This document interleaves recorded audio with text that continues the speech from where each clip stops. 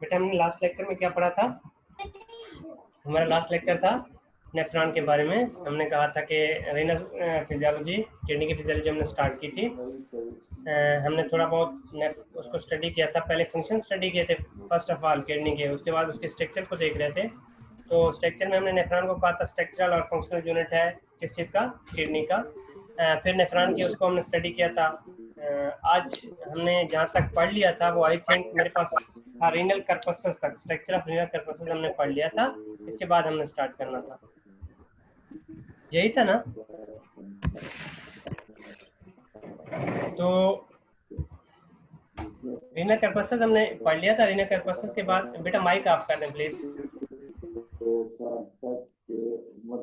बच्चे mic off कर दो बेटा।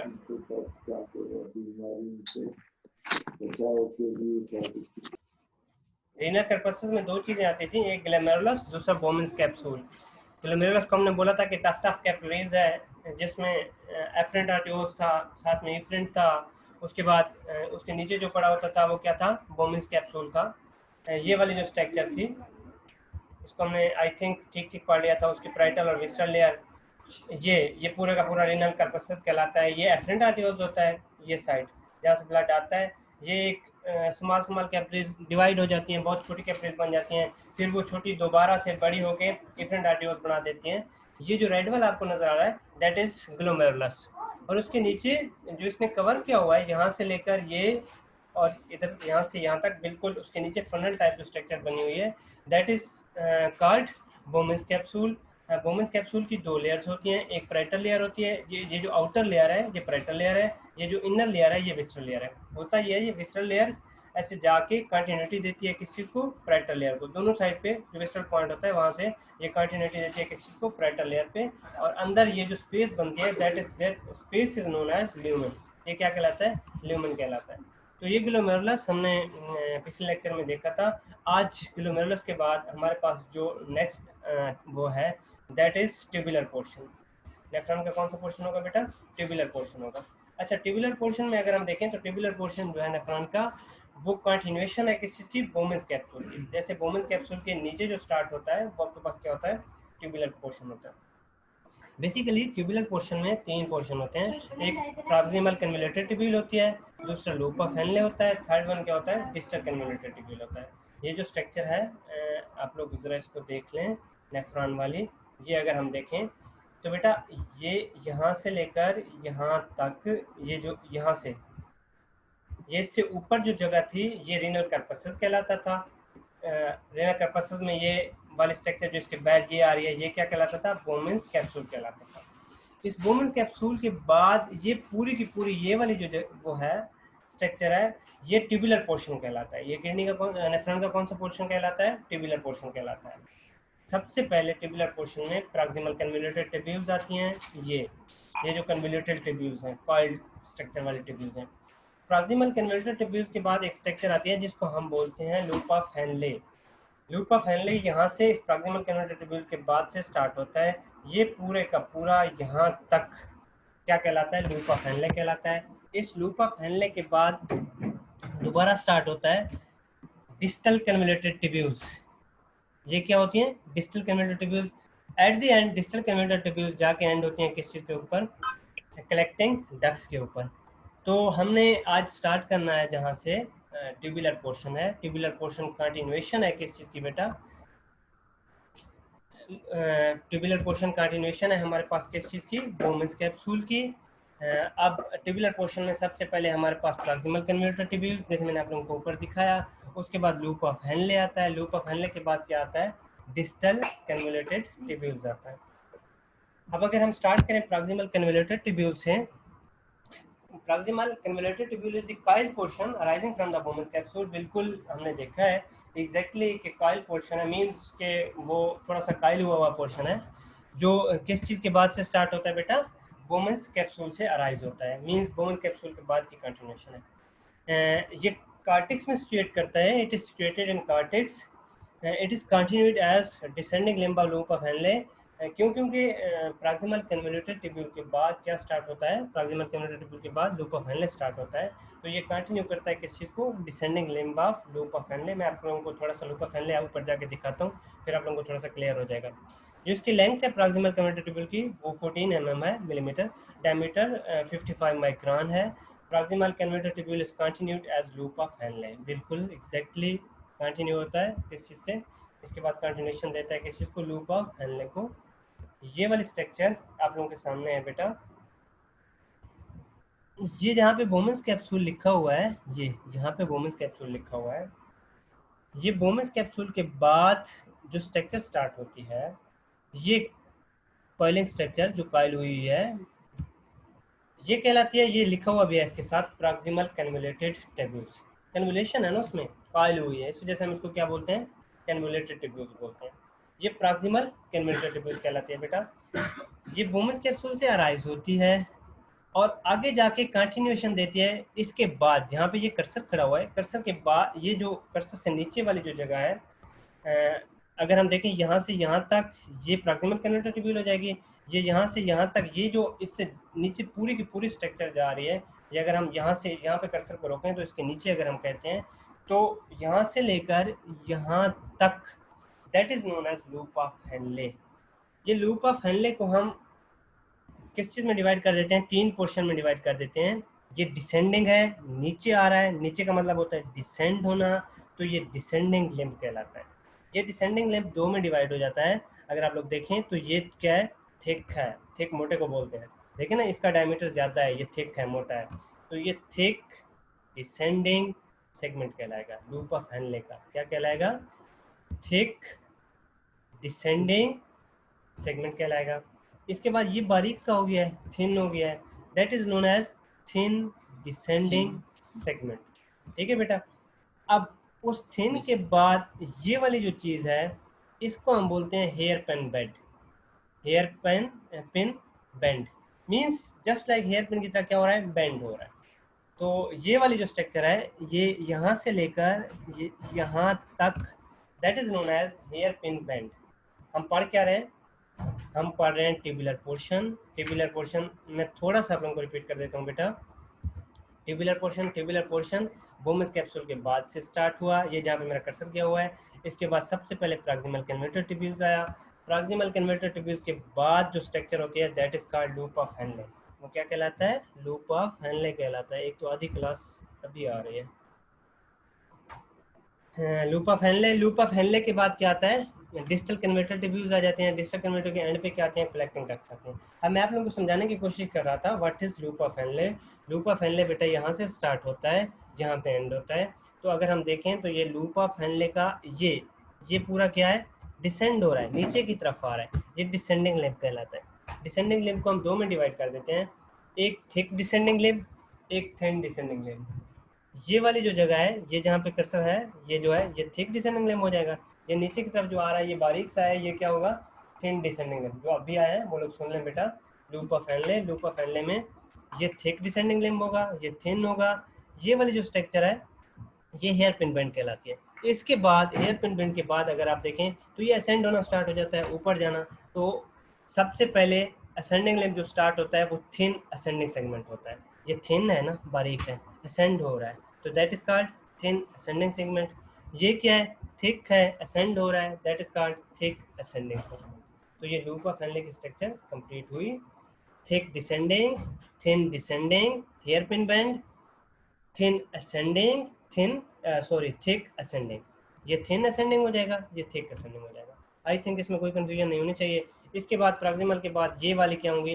डिजिटल कन्वर्टर ट्यूब्यूल्स हैं, जस्ट लाइक वैसे कन्वर्टेड हैं, लेकिन अभी हैं डिजिटल हैं, तो इनको हम क्या बोलते हैं? Digital converter tubules. At the and हमारे पास क्या आ जाता है? कलेक्टिंग डक्ट्स आ जाता है। That is the structure of nephron. Nephron is the structural and functional unit of kidney. जो फंक्शनली और स्ट्रक्चरली मिल के किडनी को बनाता है, वो आपके पास क्या कहलाता है? नेफ्रॉन कहलाता है। जी बेटा, कुछ समझ आए? Yes sir. बाकियों को? Yes sir. यस सर, समझ में आ गया। हो जाएगा ना बेटा? अच्छा ये बेटा आप लोग जी छठी सर। क्लास से पढ़ते आ रहे हैं, मैट्रिक में भी पढ़ा होगा, एफएससी में भी पढ़ा होगा, तो इसमें बेटा भूलने वाली कोई बात नहीं होनी चाहिए, ठीक है ना। ये जो नेफ्रॉन की स्ट्रक्चर है ये बेसिक स्ट्रक्चर है बेटा, इसमें आप लोगों ने नहीं भूलना। आप लोगों ने स्टार्ट नो करना है रीनल कर्पसल से। ये वाली स्ट्रक्चर जो है रीनल कर्पसल है बेटा। ये जो रेड सा पड़ा है बेटा ये ग्लोमेरुलस है, टफ टफ कैपिलरीज बोलते हैं। ये इसका एफरेंट आर्टियोल्स है, ये ग्लोमेरुलस हो जाएगा। ये इसका इफरेंट आर्टियोल्स हो जाएगा। ये बोमिस कैप्सूल होगा। बोमिस के बाद ये जो कन्वोल्यूटेड टिब्यूल्स हैं ये प्रॉक्सिमल कहलाएंगे। फिर लूप ऑफ हेनले आ जाता है। फिर ये इसके डिस्टल कन्वोल्यूटेड टिब्यूल्स कहलाती हैं। ये इसके क्या कहलाएंगी, कलेक्टिंग डक्ट्स कहलाएंगी। आई थिंक कोई कंफ्यूजन नहीं, ऐसे है ना नो बेटा? सर। जी सर। अच्छा ये देखें ना अभी, proximal convoluted tubules को हमने कहा, proximal convoluted tubule is child portion arising from Bowman's capsule. It is situated in cortex. It is continued as descending limb of loop of Henle. अगर आप याद करें तो ये descending limb को loop of Henle को क्या देती थी, continuation देती थी। इसकी जो लेंथ होती है बेटा ऑलमोस्ट 14 mm होती है।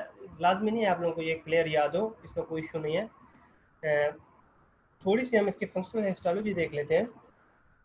जो प्रॉक्सिमल सर कन्वर्टर, आ जाएगा। जी बेटा सर एमसीक्यूज में आ जाएगा। नहीं आएगा, लेंथ नहीं आती बेटा, बहुत कम होता है, ये सारी मिक्स हो जाती हैं, बहुत ज़्यादा होती हैं। ठीक है सर। याद करना चाहें तो कर लें, कोई इशू नहीं है बेटा। तो कोई ऐसा टेस्ट हो तो उसमें आ सकता है, बाकी ऐसा सच तो नहीं होता। जो प्रॉक्सिमल कन्वर्टर ट्यूब्यूल है बेटा वो किस चीज़ से बनी होती है, single layer of cuboidal epithelial cell से बनी होती है। उसमें कोबाइडल एपिथेलियल सेल्स होते हैं, उनकी सिंगल लेयर होती है। जो उसके फीचर्स होते हैं, मतलब कैरेक्टरिस्टिक फीचर जो बनती है, इसमें प्रेजेंस होती है किस चीज़ की बेटा, हेयर लाइक प्रोजेक्शंस की। ये छोटे छोटे हेयर लाइक क्या होते हैं, प्रोजेक्शन होते हैं, जो ल्यूमन ऑफ ट्यूब्यूल्स की तरफ होते हैं। उनकी डायरेक्शन किधर होती है, directed toward lumen of tubules की तरफ।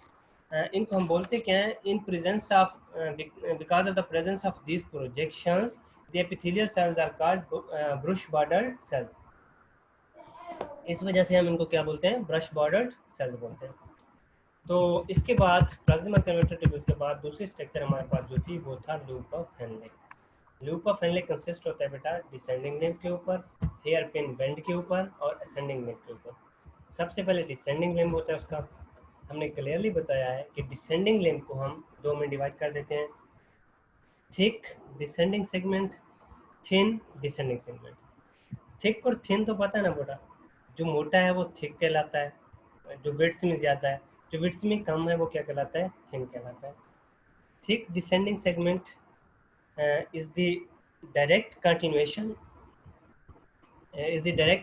of proximal convoluted tubules. Exactly, proximal convoluted tubules के बाद क्या आता है, thick descending segment start हो जाता है। It descends down into medulla, बिल्कुल क्लियर है, ये descend down होता है कहाँ पे, medulla के। It has length of 6 millimeter and diameter of 55 micron. It is formed by brush bordered cuboidal epithelial cells. किस चीज़ से बना होता है, brush bordered cuboidal epithelial cell से बना होता है। इसके बाद क्या आ जाता है बेटा, थिन डिसेंडिंग सेगमेंट आ जाता है। वो थिक था, बाद में क्या आ जाता है, थिन आ जाता है। Thick descending segment is continued as thin descending segment. वो थिक डिसेंडिंग सेगमेंट जो है वो कंटिन्यूएशन देता है किस चीज़ को, थिन डिसेंडिंग सेगमेंट को। It is formed by flatted epithelial cells without brush border cells. अब इसमें ब्रश बॉर्डर नहीं होते, ये फ्लैटेड एपिथेलियल सेल से बना होता है। It is continued as hair pin bend of the loop. इसके बाद ये कंटिन्यूएशन देता है किस चीज़ को, हेयर पिन बेंड को। Hair pin bend form by flatted epithelial cells, जिससे थिक बना होता है, जिससे थिन बना होता है फ्लैटेड एपिथेलियल सेल से, उसी से हेयर पिन बेंड बना होता है। It is continued as the ascending limb of loop of Henle. ये कंटिन्यूएशन देता है। आप पिछले वाली पुराने वाली स्ट्रक्चर याद करें तो किस चीज़ को, ascending limb of loop of Henley को क्या देता है, कंटिन्यूएशन देता है। अब असेंडिंग लिम्ब आ जाएगा। असेंडिंग लिम्ब को उसी तरह जैसे हमने डिसेंडिंग को डिवाइड किया था, असेंडिंग को भी हम दो में डिवाइड कर देंगे, थिन असेंडिंग और थिक असेंडिंग। बेटा बोर तो नहीं हो रहा है आप लोगों को, आवाज़ आ रही है मेरी? जी सर। समझ भी आ रही है? Yes sir. चले मैं अभी सुनूंगा भी सही, ये जो यस यस बोल रहे हो आप लोग। थिन असेंडिंग जो होता है बेटा कंटिन्यूएशन देता है हेयर पिन बेंड को। ये भी लाइंड होता है, इसकी लाइनिंग किस चीज़ से होती है, फ्लैटेड एपिथेलियल सेल से होती है विदाउट ब्रश बॉर्डर्ड सब फर्स्ट ऑफ ऑल में जो पहला था उसमें ब्रश बॉर्डर सेल थे, बाकियों में क्या आ रहे हैं, फ्लैटेंड एपिथेलियल सेल्स आ रहे हैं।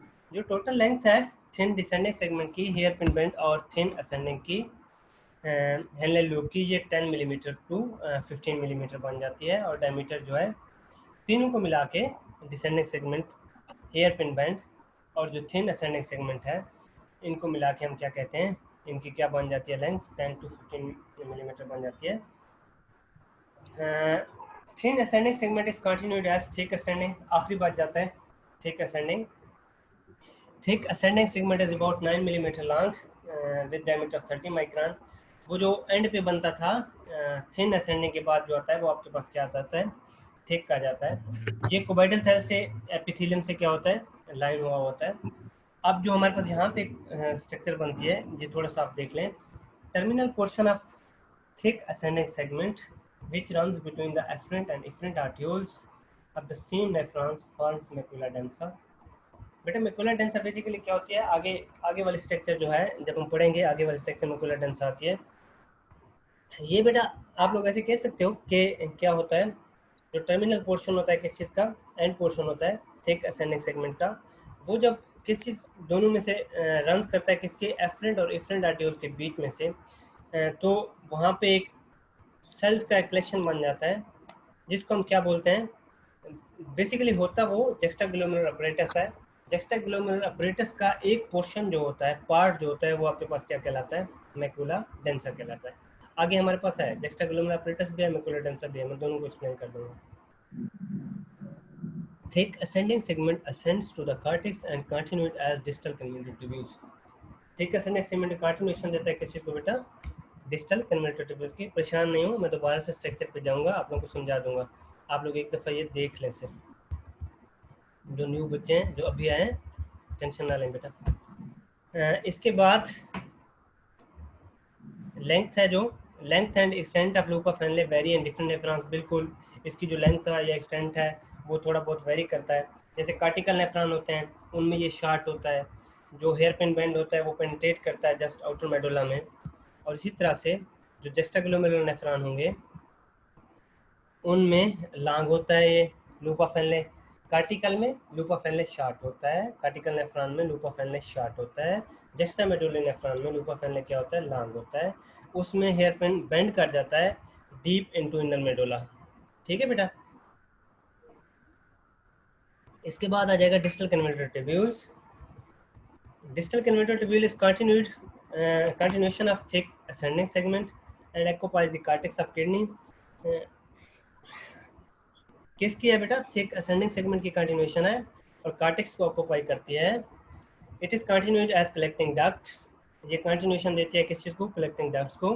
Length of distal converter tubules 14 to 15 millimetre. It has diameter of 20 to 50 micron. अब मैं थोड़ा सा ऊपर जाके, जो बच्चे अभी आए हैं, न्यू कमर्स हैं, शायद उनको समझ ना आई हो बेटा, मैं आप लोगों को दोबारा से इसको एक्सप्लेन करने की कोशिश करता हूँ। बिल्कुल इजी है बेटा,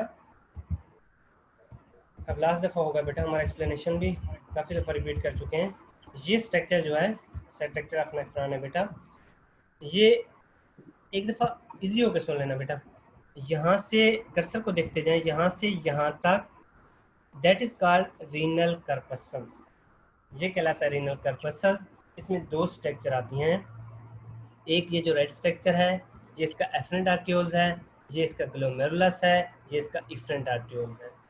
ये टफ कैपिलरीज होता है, इसमें ब्लड आता है और ब्लड की क्या होती है, फिल्ट्रेशन होती है। और नीचे जब फिल्टर होकर जो फिल्ट्रेट होता है वो जहाँ पे गिरता है, ये जहाँ पे मैं कर्सर घुमा रहा हूँ, ये जो स्ट्रक्चर है दैट इज कॉल्ड बोमेंस कैप्सूल। ये क्या कहलाता है, बोमेंस कैप्सूल कहलाता है। पहली स्ट्रक्चर नेफ्रॉन की रीनल कर्पसल्स, उसमें ये जो ग्लोमेरुलस और बोमेंस कैप्सूल। उसके बाद ये जो दूसरी स्ट्रक्चर है इसको हम बोलते हैं ट्यूबुलर पोर्शन। नेफ्रॉन का कौन सा पोर्शन बोलते हैं, ट्यूबुलर पोर्शन, जो आज का हमारा लेक्चर है। ट्यूबुलर पोर्शन में बेटा क्या आ जाता है, ट्यूबुलर पोर्शन ये बोमेंस कैप्सूल के बाद जो स्टार्ट होता है ये ट्यूबुलर पोर्शन है। ट्यूबुलर पोर्शन में अगर आप देखें तो बोमेंस कैप्सूल के बाद ही आपको थोड़ी थोड़ी क्या मिल रही हैं, घूमी हुई कर्ल्ड हुई स्ट्रक्चर्स मिल रही हैं। That is called proximal convoluted tubules. क्यों? क्योंकि हम इसको ट्यूबुलर पोर्शन बोल चुके हैं बेटा। ये बिल्कुल प्रॉक्सिमल पोर्शन पे पड़ी हुई है, इसने कॉइलिंग की हुई है, तो इसको हम कहते हैं प्रॉक्सिमल कन्वोल्यूटेड ट्यूब्यूल्स।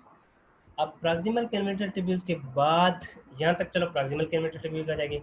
इसके बाद यहाँ से अगर कर्सर को आप ले आए, यहाँ से लेकर ये यहाँ तक नेक्स्ट कॉइलिंग तक स्टार्ट होने तक, that is called loop of Henley. LOOP loop of Henley, इसको हम क्या बोलते हैं? लूप ऑफ हेनले बोलते हैं। लूप ऑफ हेनले में 3 पोर्शन होते हैं। ये वाला पोर्शन डिसेंडिंग लिंब या डिसेंडिंग सेगमेंट कहलाता है। ये यहाँ से यहाँ तक पड़ा है, that is called hair pin bend. ये क्या कहलाता है? असेंडिंग सेगमेंट कहलाता है। अगर आप डिसेंडिंग सेगमेंट को देखें तो ये वाली साइड क्या है? ये जहाँ पे कर्सर है या जहाँ पे लिखा हुआ है ये थिक है, तो ये थिक डिसेंडिंग सेगमेंट कहलाता है बेटा। ये थिन है तो ये थिन डिसेंडिंग सेगमेंट कहलाता है। इसके बाद थिन डिसेंडिंग सेगमेंट किसको कंटिन्यूशन देता है? हेयर पिन बेंड को। हेयर पिन बेंड आगे जाके किसको कंटिन्यूशन देता है? असेंडिंग सेगमेंट को। लेकिन असेंडिंग सेगमेंट के किस पार्ट को? थिन असेंडिंग को। किसको? थिन असेंडिंग को। थिन असेंडिंग के बाद थिक असेंडिंग स्टार्ट हो जाता है। थिक असेंडिंग के बाद ये वाली जो है that is called distal convoluted tubules. और distal convoluted tubules at the end continuation देते हैं किस चीज को? कलेक्टिंग डक्ट्स को। Is it clear? Yes sir. है कोई कंफ्यूजन इसमें? नहीं सर। किसी बच्चे को जो न्यू कमर्स हैं, बेटा किसी को है तो बता दें।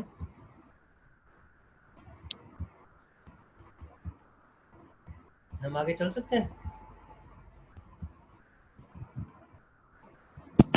हाँ सर, इनका फंक्शन बाद में पढ़ेंगे। फंक्शन बाद में आ जाएगा, जस्ट हम जनरल एनाटॉमी देख रहे हैं बेटा, ठीक है। फंक्शंस भी तकरीबन तो यही होंगे,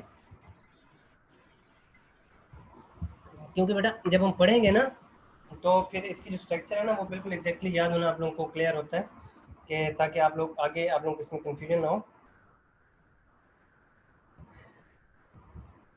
हो जाएगा ना बेटा, या है इसमें कोई कंफ्यूजन? हाँ सर, ये जी तो आपने खाली बाहर से बताया ना, बाहर से थिक है, थिन है, हम्म हेयर बैंड है, तो ये अंदर से इनमें से आप बता रहे थे कि इनमें हेयर लाइक प्रोजेक्शंस हैं इनके अंदर। वो जिसमें थी बताया ना बेटा, ल्यूम। जो हाँ जिसकी आ रही है जी ना, जी। ये देखो ना अंदर, ये जैसे अब आपके सामने डिजिटल कन्वर्टर टेबल नजर आ रही है ना बेटा, ये सामने स्लाइड पे डिजिटल कन्वर्टर टेबल आ रही है ना, जी। ये जहाँ पे मैं वो कर रहा हूँ जिसको अब मैंने अंडरलाइन कर दिया बेटा, ये इसका अंदर है साथ, ये इसकी लाइनिंग है बेटा। Yes sir. ये सिंगल लेयर जी कोबाइडर जी। सेल से होते हैं ना, ये single layer digital converter table के हैं, सिंगल लेयर कोबाइडर सेल से क्या होते हैं? वो होते हैं। अच्छा जो दूसरा है ना बेटा साथ, ये मैं ज़्यादा इस वजह से नहीं कर रहा, ये लेक्चर थोड़ा सा लेंथी हो जाएगा, क्योंकि जब आप किडनी की एनाटॉमी पढ़ेंगे ना या उसके एम्ब्रियो पढ़ेंगे तो उसमें ये सारी चीज़ें क्लियर हो जाती हैं ना, वो आप लोगों को एम्ब्रियो वाले या वो जो है ना उसमें आप ये सारी हिस्टोलॉजी पढ़ेंगे, सॉरी एम्ब्रियो नहीं हिस्टोलॉजी जी जी। बेटा, तो उसमें ये क्लियर हो जाती है ना। तो मैं ये चाह रहा था कि वो रिपीट तो वैसे होनी है, तो काम उस पर क्यों कंसंट्रेट करें, हम सिर्फ ये आप लोग एनाटॉमी में इसकी एनाटॉमी भी पढ़ेंगे, लेकिन फिजियो में इसकी जो एनाटॉमी ये बेसिक वाली एनाटॉमी ये थोड़ी सी पढ़ना क्या हो जाती है, कंपलसरी हो जाती है, इस वजह से मैंने आप लोगों को वो कर दिया है। जी सर। ठीक है ना बेटा, आ जाएगी ना समझ? जी जी। ये हिस्टोलॉजी, यस। थोड़ी सी हिस्टोलॉजी सबके साथ लिखी हुई है बेटा, जैसे इसमें आई सेल्स होते हैं, इंटरकलेटेड सेल्स जिसको बोलते हैं, और प्रिंसिपल सेल्स होते हैं डिजिटल कन्वर्टर टेबल्स में। मैंने कहा आप लोगों को बर्डन पड़ जाएगा, इस वजह से मैंने ज़्यादा इस पर फोकस नहीं किया। Yes sir. अच्छा बेटा, ये जो पैसेज ऑफ यूरिन आपके पास आ रहा है सामने at the inner zone of medulla, जो मेडुला का इनर जोन होता है, कार्टिक्स को छोड़ दें मेडुला पे आ जाएं। लेकिन ना बेटा जब तक आप क्लास नहीं लेंगे तो मुझे बार बार रिपीट करना पड़ेगा। कार्टिक्स वो जो ऊपर वाली स्ट्रक्चर थी, मेडुला वो जो इनसाइड इनर वाली स्ट्रक्चर थी, जिनने आप क्लास ली है मेरे ख्याल में उनको थोड़ा सा वो होगा।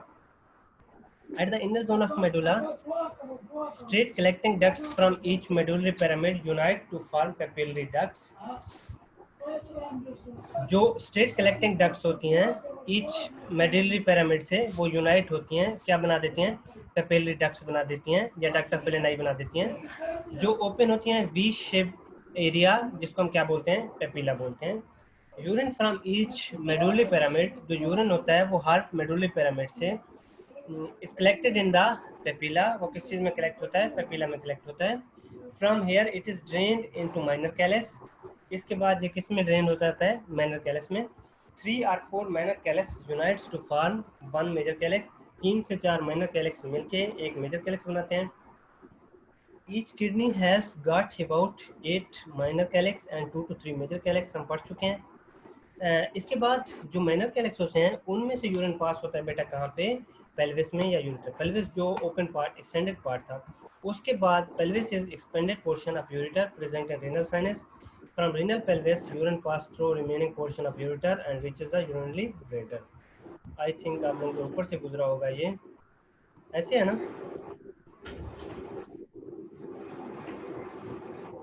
नहीं समझ है ना बेटा?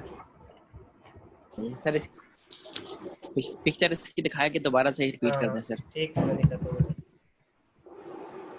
इसकी पिक्चर बेटा जो हमने पहले दिन पढ़ा था ना, जी सर। थोड़ा सा क्लियर हो जाएगा। वो जो लॉन्गिट्यूडिनल क्रॉस सेक्शन था ना, लॉन्गिट्यूडिनल जी क्रॉस सर। सेक्शन में। दूसरा बेटा थोड़ा आप लोग पढ़ना भी शुरू कर दो ना, ठीक है ना? क्लास को जाके पढ़ लिया करो। ये देखो ना बेटा, ये मेडुलरी पिरामिड्स पड़े हुए हैं, ठीक है ना? ये वाले, ये क्या है? मेडुलरी पिरामिड्स हैं। इनमें क्या आती हैं बेटा? यहाँ पे स्टेट कलेक्टिंग डक्ट्स होती हैं, उन स्टेट कलेक्टिंग डक्ट से मेडुलरी पिरामिड में आ जाता है। मेडुलरी पिरामिड के बाद ये जो यहाँ पे कहाँ पे, ये देखें, ये माइनर कैलस लिखा हुआ है, मैंने बड़ा क्लियर उस दिन आप लोगों को समझाया था। ये क्या है? ये माइनर कैलस है। ये जो नैरो मेडुलरी पिरामिड, ये जो ब्राउन स्ट्रक्चर है जिस पे अभी मैं घुमा रहा हूँ कर्सर, ये सारे क्या कहलाते हैं? मेडुलरी पिरामिड्स कहलाते हैं। इनके साथ इनकी जो एपिक्स है, ये इसकी ब्रॉड सरफेस कहलाता है, ये इसकी क्या कहलाती है? एपिक्स कहलाती है। ये जिसके साथ अटैच है, ये जो नैरो साइड है, that is called minor calyx. ये क्या कहलाते हैं? माइनर कैलिक्स कहलाते हैं। उसके बाद माइनर कैलिक्स के बाद अगर देखें, ये जहाँ पे आप कर्सर चला गया है, ये इसी तरह से ये वाली जगह और ये वाली जगह, ये कहलाते हैं मेजर कैलिक्स। ये क्या कहलाते हैं? मेजर कैलिक्स कहलाते हैं। Major calyx. और ये जो ब्लू के बिल्कुल इन में ये जा रहा है, that is called renal pelvis, ठीक है बेटा? ये साइड, ये सरफेस, ये नीचे यूरेटर जा रहा है, इस यूरेटर को ऊपर लेके जाएं तो ये यहाँ पे क्या बनता है? Renal pelvis. ये बड़ा एक्सपेंडेड पोर्शन होता है यूरेटर का, जो इस हाइले में से क्या होता है? पास होता है, पेल्विस में से पास होता है। तो ये क्या कहलाता है आपके पास? रीनल पेल्विस कहलाता है। क्या कहलाता है ये? Renal pelvis. हाँ, ये रीनल साइनस था ना बेटा, हमने रीनल साइनस की स्ट्रक्चर्स बताई थी कि उसमें आर्टरी पास होती है, उसमें वेन पास होती है, उसमें रीनल पेल्विस पास होता है, यही बात थी ना? जी सर। अब इस पिरामिड में से स्ट्रेट कलेक्टिंग डक्ट्स आती हैं जिनमें यूरिन आता है। वो यूरिन फिर कहाँ पे आ जाता है? इन माइनर कैलिसेस में आ जाता है। माइनर कैलिसेस से होता हुआ यहाँ पे कहाँ पे आ जाता है? इन मेजर कैलिसेस में आ जाता है। मेजर कैलिसेस से कहाँ पे आ जाता है? इस रीनल पेल्विस में आ जाता है। रीनल पेल्विस के बाद यूरेटर, यूरेटर से कहाँ पे चला जाता है? ब्लैडर के अंदर चला जाता है। कहाँ पे जाएगा? ब्लैडर के अंदर। ये यूरिन की बात हो रही है बेटा, ब्लैडर में जाएगा, वहाँ पे जाके क्या हो जाएगा? स्टोर हो जाएगा। यहाँ पे सारी फिल्ट्रेशन होगी ब्लड की। यहाँ पे स्टेट कलेक्टिंग डक्ट्स आएंगी मेडुलरी पिरामिड में से, यूरिन को लेके जो फिल्टर हुआ ब्लड होगा, फिल्ट्रेशन के बाद जो फिल्ट्रेट होगा, उसके बाद माइनर कैलिसेस में, माइनर के बाद मेजर में, मेजर के बाद कहाँ पे आ जाएगा? पेल्विस में, पेल्विस के बाद कहाँ पे आ जाएगा? यूरेटर में। आ जाएगी समझ बेटा? जी सर। नहीं है तो बता दें अच्छा बेटा, सर। एक्सप्लेन किया जा सकता है इसको। नहीं सर, आगे सर एक क्वेश्चन था। जी जी। सर इसमें जो है ना हमारे पास कहाँ तक, किस पोर्शन तक जो है ना आपके पास वो डायरेक्शन रिवर्स हो सकती है? किस चीज़ में बेटा? जैसे हमारे पास सर आप बता रहे हैं ये यूनिफ्लो है ना, कि कलेक्टिंग कॉर्टेक्स से होते हुए जो है ना फिल्ट्रेशन होते होते यूरिन जो है हमारे पास यूरेटर तक पहुंचती है। हाँ। तो किस चीज़? इसमें जैसे कभी वो फास्टिंग होती है, कभी फास्टिंग होती है, या हमारे पास पानी की कमी होती है, तो उस सूरत में जो है ना वो यूरिन थिक से थिक होता जाता है और उसको बार बार फिल्टर करके उसमें से जितना हो सकता है पानी निकाल लेते हैं। हाँ तो ठीक है बेटा। वो कहाँ तक की? हाँ उसकी जी। ना जो उसका जो काम होता है ना बेटा, वो जो बैक फ्लो वाली बात होती है ना, मतलब कहाँ से उसको बोलते हैं बेटा? सिक्रीशन बोलते हैं, रीअब्जॉर्प्शन बोलते हैं। क्या बोलते हैं उसको? रीअब्जॉर्प्शन। हाँ, रीअब्जॉर्प्शन वाला जो कंसेप्ट है बेटा, वो आपको कहाँ से समझ आएगा? वो आपको समझ आ सकता है नेफ्रॉन के स्ट्रक्चर से, यहाँ से समझ नहीं आएगा, ठीक है बेटा? क्यों? क्योंकि यूरिन बनाता कौन है? नेफ्रॉन बनाता है। जब नेफ्रॉन। यूरिन बन चुका होता है ना बेटा, वो तो फिर जो बना हुआ है उसने तो आगे क्या करना है, पूरे का पूरा एक दफा जो बन के आ जाएगा उसने तो क्या होना है, स्ट्रेट आउट होना है ना बच्चे। हाँ, तो जो यूरिन बनाता है वो आपके पास क्या होता है, नेफ्रॉन होता है। मैं नेफ्रॉन की जो स्ट्रक्चर ढूंढ रहा था, वो डिस्टल कन्वर्टर ट्यूब्यूल्स तक, जो डिस्टल कन्वर्टर ट्यूब्यूल्स होती है ना, वहाँ तक जी सर जो रीअब्जॉर्प्शन और सिक्रीशन है ये दोनों चलती रहती हैं। कुछ चीज़ें ऐसी होती हैं जो ब्लड में रह जाती हैं, यूरिन में नहीं आती, तो वो दोबारा यूरिन का हिस्सा बन जाती हैं।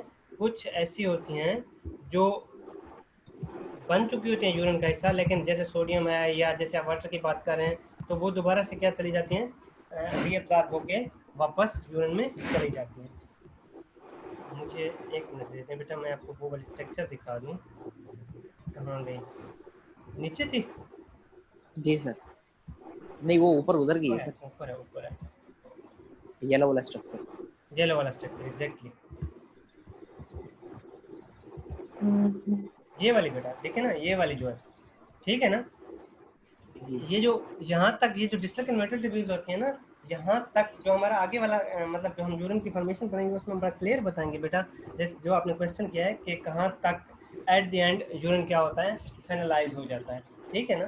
तो यस सर, यहाँ तक, उसके बाद जो डिहाइड्रेशन वाला है वो है, फिर उसमें वही एडीएच का रोल आ जाता है बेटा। तो वो ओवरऑल पूरे का पूरा क्या होना शुरू हो जाता है, पैसेज या उसका जो प्रोसेस है वो होना शुरू हो जाता है। लेकिन जो आपका एग्जैक्ट क्वेश्चन है वो इस स्ट्रक्चर से क्लियर होगा बेटा। हमारे पास ये डिस्टल कन्वर्टर ट्यूब्यूल्स तक जहाँ से रीअब्जॉर्प्शन और सिक्रीशन होती रहती है, कि ये जो डिफरेंट आर्टिकल्स होंगी ना, ये ऐसे आना शुरू हो जाएंगी, तो इनके अंदर ये यहाँ से निकल के ये चीज़ें दोबारा ब्लड का हिस्सा बन सकती हैं। क्या कर सकती हैं, ब्लड का हिस्सा। मीन्स इन केस जो यूरिन की फिल्ट्रेशन हुई है, फिल्ट्रेट के अंदर कोई ऐसी चीज़ एक्सेसिव आ गई है, जस्ट लाइक कोई भी ऐसी चीज़ थी जिसको इतना पास नहीं होना था वो पास हो गई है, तो उसके लिए हर किसी के लिए, हर इंग्रेडिएंट के लिए, हर कांस्टेंट के लिए स्पेसिफिक पार्ट्स होंगे कि ये चीज़ सोडियम इसमें से होगी, पोटाशियम इसमें से होगी, वाटर इसमें से होगा। वो जब हम आगे पढ़ेंगे तो हम डिटेल में देख लेंगे कि कौन सा पार्ट कहाँ से सिक्रीट हो सकता है और कहाँ से रीअब्जॉर्ब हो सकता है। ठीक है बच्चे?